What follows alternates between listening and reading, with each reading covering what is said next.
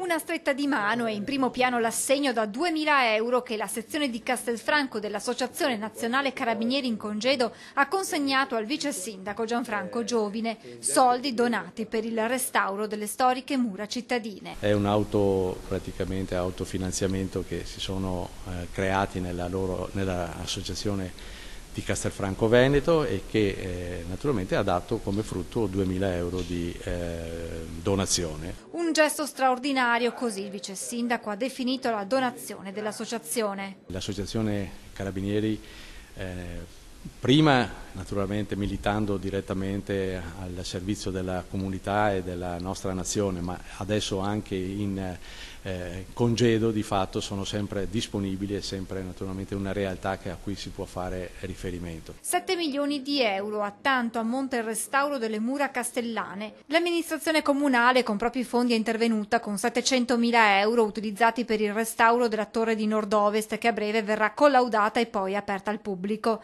Ha invece preso il via in questi giorni il cantiere della torre di sud-est finanziato dal Ministero dei Beni Culturali con 500.000 euro.